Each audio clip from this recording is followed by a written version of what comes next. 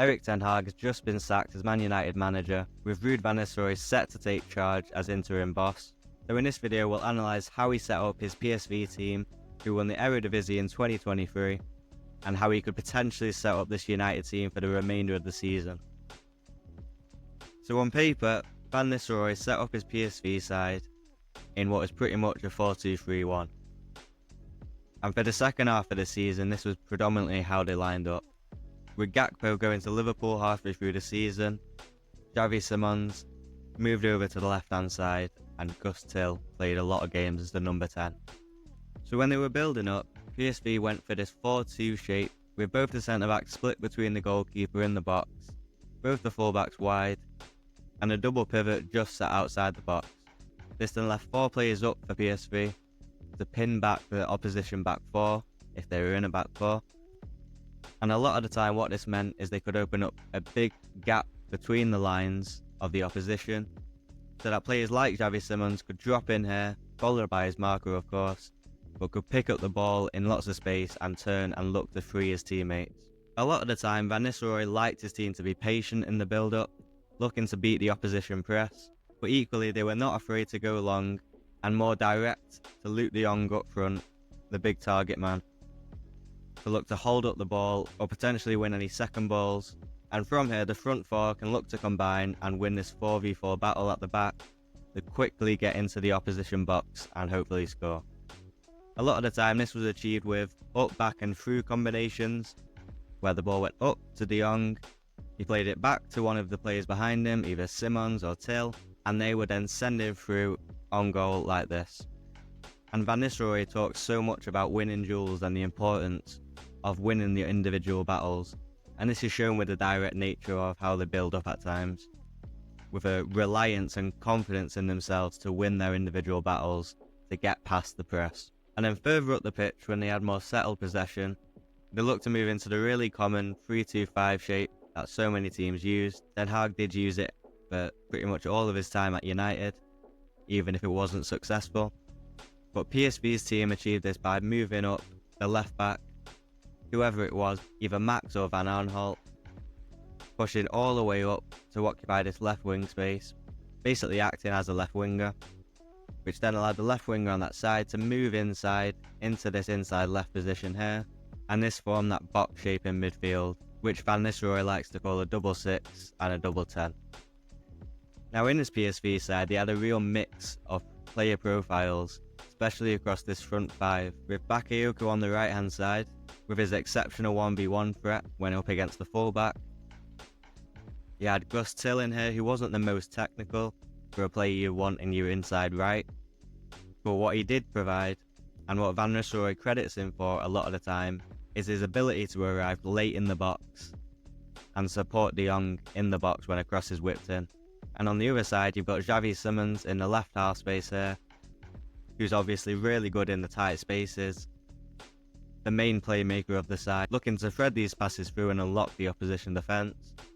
with the left back pushing up on this side, maybe not the best one-on-one, but a player who can whip in a good cross when needed to. And to round it all off, a really tall, quality striker, whose profile Van Nistelrooy sort of built this attack around. As when the ball got through to these promising areas out wide here, the main focus of the team was to get across into the box to de Jong, to Gus Till arriving late in the box, and look to score this way. Now another key principle in Van Nistelrooy's attack is the idea of minimum width. When the ball is on the left side, for example, it requires the rest of the team to shift across, especially this side's winger, to shift across to get into the width of the box. And this means if PSV do lose the ball in a position like this, the players are also close together in order to counter press and hopefully win back the ball straight away. So now let's move on to how Van Nistelrooy set up his PSV side out of possession. Now his team weren't really interested in high pressing, but instead looked to move straight into a mid block in the 4-4-2 shape, keeping really compact centrally. They weren't interested in pressing the ball needlessly when the ball was with the centre backs, but instead waited for key triggers in order to unleash their press as a team. But one of these was if the ball went out wide, the wide player on that side would apply instant pressure as well as the rest of the team getting close to their marker to cut off any passing options. And from here could trap in the opposition in this tiny corridor here, using the touchline to their advantage. And from here the opposition will either force long, where PSV could win back the ball, or they'd lose it from a pressure, and from here they'd look to quickly counter-attack. They also reacted when the ball went through into their block, and quickly they applied pressure, aggressive, onto the player with the ball and all surrounding players, trying to win back the ball instantly or force them backwards to try and break down the block again. They then didn't have a problem dropping back into a lower block when they had to, but all the principles stayed exactly the same, applying pressure when the ball went wide or into the block. But as soon as the ball was won back, they didn't waste any time looking to get it forward to quickly counter-attack, usually a long ball forward to De Jong, who could hold up, and again, the keyword Jules, winning his individual battle and looking to set his team up to counter-attack. So now how I think this will translate to his management of United, I think we could see this team quite often. And of course he won't necessarily play the exact same as how his PSV team played, but I think a lot of dynamics will stay the same, especially in terms of the double 6, the double 10. The whole 3-2-5 shape I think will remain the same,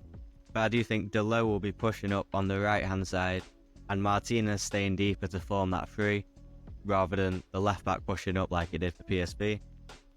Personally, I think Bruno Fernandes has to be in this left channel here. He's always been underperforming this season, and I think a large part of that is due to the fact that he's been playing more on the right hand side. I think he's far better in the left channel than the right. So I think the only way you can do this is by pushing Rashford onto the right hand side, which this season has actually worked quite well and he's performed better there, with Garnacho on the left. And if I'm not mistaken, I think this is the same lineup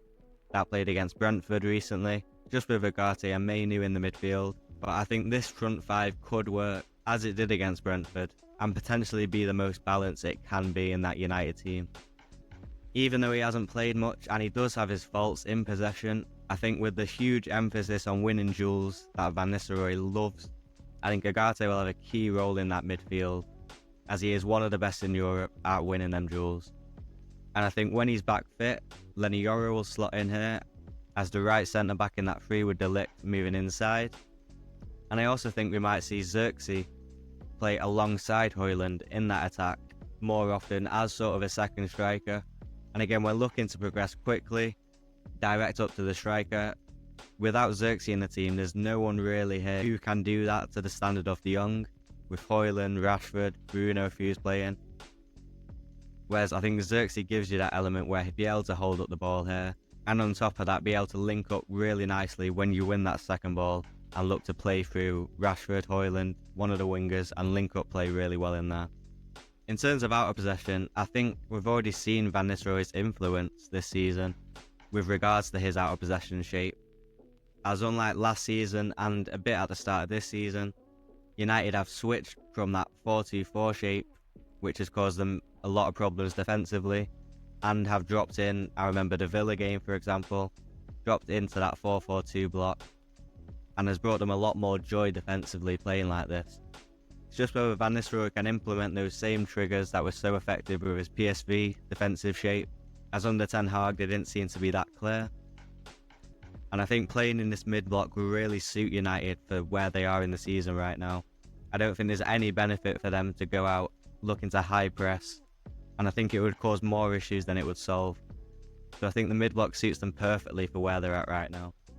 So with a match against Leicester tomorrow night and a big match against Chelsea at the weekend, it'll be interesting to see how Van Nistelrooy fares early on in his job at United. And there will also be another video up soon about Ruben Amorim, who has also been linked with the United job, and we'll see how he might be able to set up this United team.